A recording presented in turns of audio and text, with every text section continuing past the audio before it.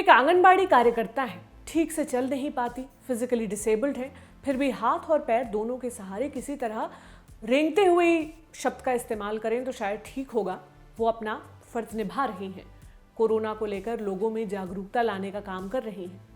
कौन है ये महिला, बताएंगे आपको आज दी ऑर्डिनरी शो में। साथ ही उस महिला के बारे में भी बताएंगे जो सब्जी बेचने का काम करती थी और अब ब्लॉक प्रमुख बनी है। आज ही के शो में तीसरी खबर बुलंदशहर से है, जहां 9 महीने की बच्ची के रेप का मामला सामने आया है। इस खबर को बताने के बाद हम आपको ले चलेंगे केरल की तरफ, जहां सरकार ने दहेज उत्पीड़न के मामलों में कमी लाने के लिए एक बेहद जरूरी कदम उठाया है। आखिर में बात होगी एक टीवी सीरियल के प्रोमो की। ये सीरियल पहले भी आ चुका है और अब इसका दूसरा सीजन आने वाला है। सीरियल का नाम है बालिका वधू। बाल विवाह के मुद्दे पर भी आपसे बात होगी। देर किस बात की, सीधे शुरू करते हैं आज की अहम खबरों से।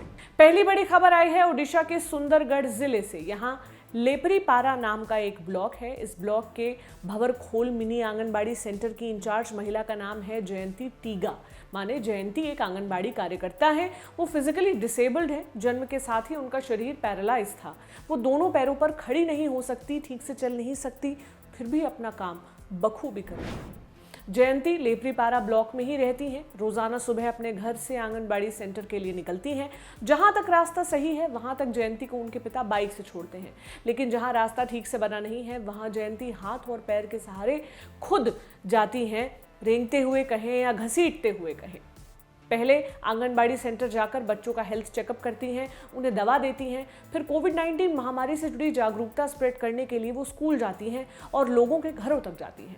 प्रेग्नेंट महिलाओं को घरों में जाकर दवा देती हैं। करीब 150 परिवार जयंती के भरोसे हैं। जिस इलाके का जिम्मा जयंती के हाथ में है वो पहाड़ी इलाका है। वहां घसीटते हुए जाना बड़ा टास्क है। घसीटना या रेंगना शब्द का इस्तेमाल करते हुए हमें भी अच्छा नहीं लग रहा, क्योंकि इसमें एक बेचारा, एक लाचार सी फीलिंग आती है, मगर सच तो यही है। अगर दिमाग में निश्चय कर लो तो कुछ भी किया जा सकता है, ऐसा कहती हैं जयंती। वो आगे कहती हैं, भगवान से प्रार्थना करके मैं सब कुछ कर रही हूँ। हालांकि मुझे काफ़ी दिक्कत भी आती है, क्योंकि मेरा घर पहाड़ी पर है। जितना हो सकता है मैं हाथ और पैर के सहारे रेंगती हूँ। अभी जो हालात चल रहे हैं उसमें मैं अपने गाँव में कोविड-19 को लेकर जागरूकता फैलाने का काम कर रही हूँ। इससे फ़र्क नहीं होता कि आपको कितनी दिक्कत होती है, आप कितने स्ट्रांग हो, कुछ भी नामुमकिन नहीं है।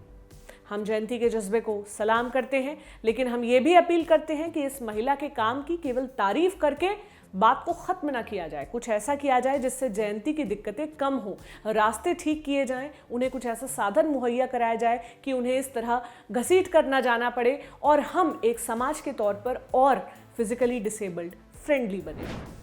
इसके बाद बढ़ते हैं अगली खबर की तरफ। उत्तर प्रदेश में प्रयागराज के भगवतपुर ब्लॉक को एक नई ब्लॉक प्रमुख मिली है, जिनका नाम है मालती देवी। खास बात यह है कि मालती सब्जी बेचने का काम करती हैं और अब पूरे ब्लॉक के विकास का जिम्मा उन्हें मिल गया है। ऐसा चुनाव जहां पैसों का बल जोर शोर से दिखाया जाता है, वहां एक सब्जी बेचने वाली महिला ने जीत हासिल कर वाकई इतिहास रचने का काम किया है। मालती गरीब परिवार से आती हैं, ज्यादा पढ़ी लिखी नहीं है। उनके सब्जी बेचने के काम से घर का खर्च चलता था। परिवार बीजेपी को सपोर्ट करता था। इस बार पंचायत चुनाव में मालती को घर वालों ने बीडीसी का चुनाव लड़वाया, जिसमें उन्हें जीत मिली। जिसके बाद बीजेपी के सपोर्ट से ब्लॉक प्रमुख का भी चुनाव वो लड़ी।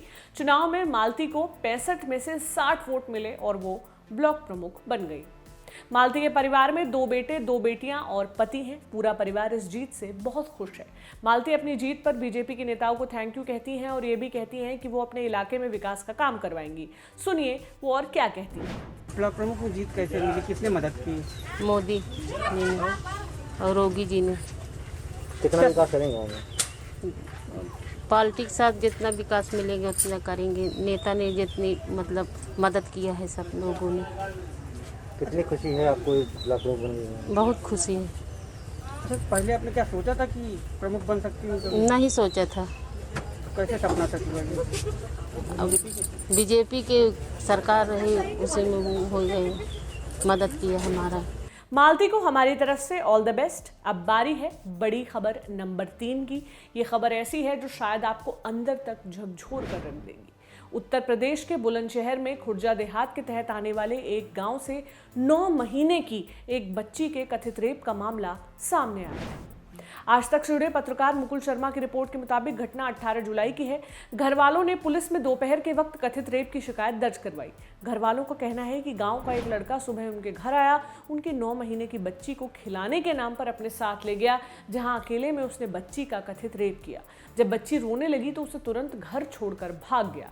परिवार वालों ने जब बच्ची की हालत देखी तो समझ गए कि बच्ची के साथ क्या हुआ है।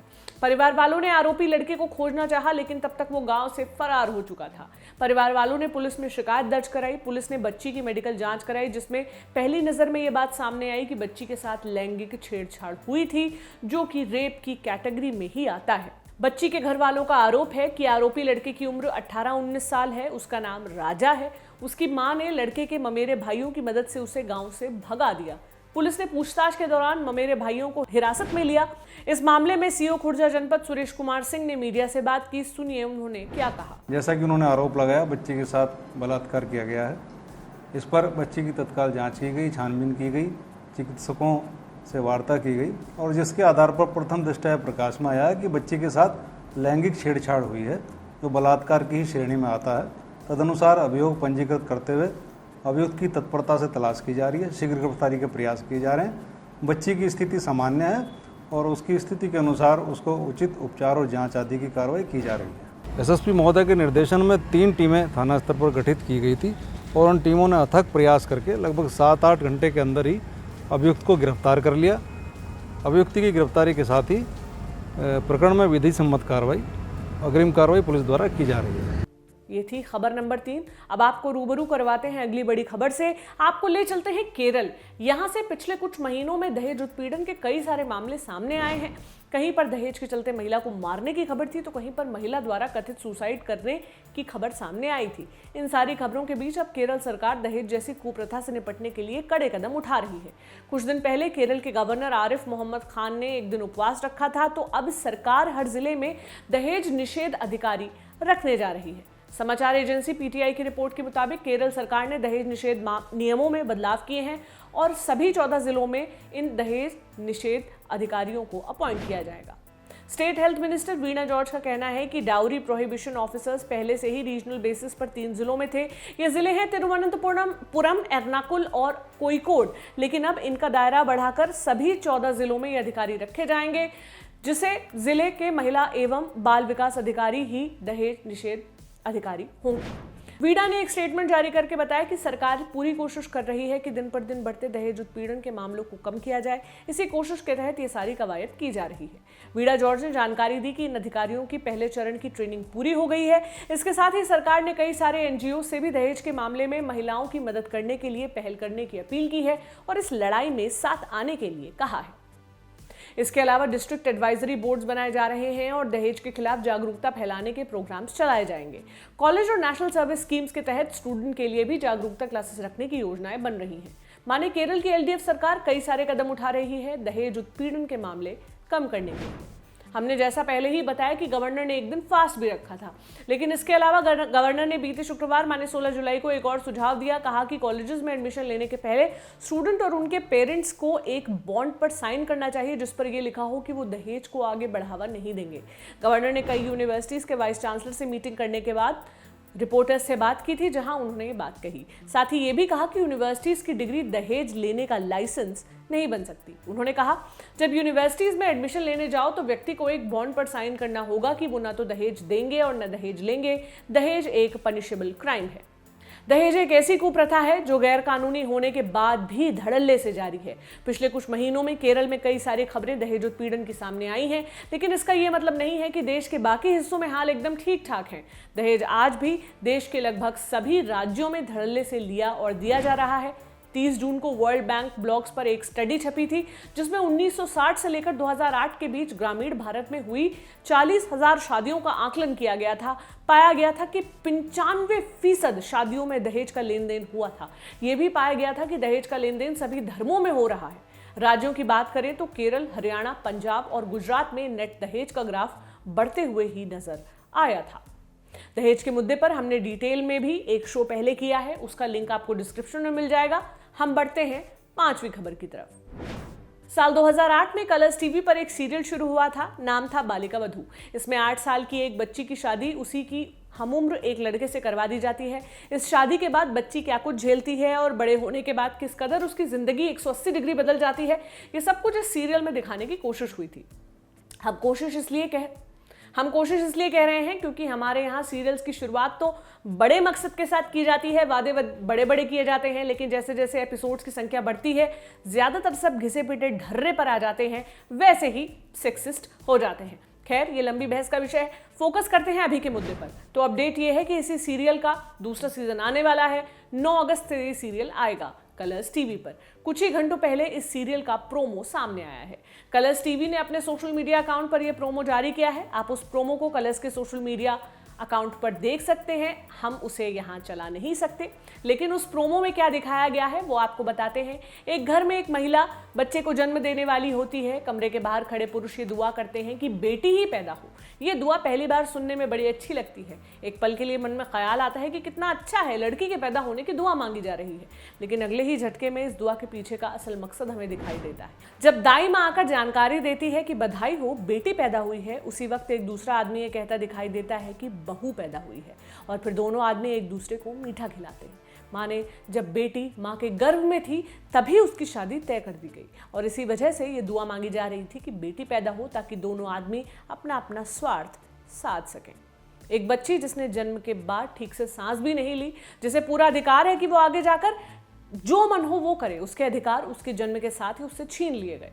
बचपन में शादी तय हो जाना या शादी करवा देने से लड़की के केवल एक अधिकार का हनन नहीं होता, बल्कि कई सारे अधिकार उससे छीन लिए जाते हैं। उसके ऊपर ज़माने भर की पाबंदियां लगा दी जाती हैं। वो पढ़ना भी चाहे तो पढ़ाई का हक नहीं मिलता, महज अपने परिवार वालों की कठपुतली बनकर रह जाती है। हमारे देश में बाल विवाह गैर कानूनी है।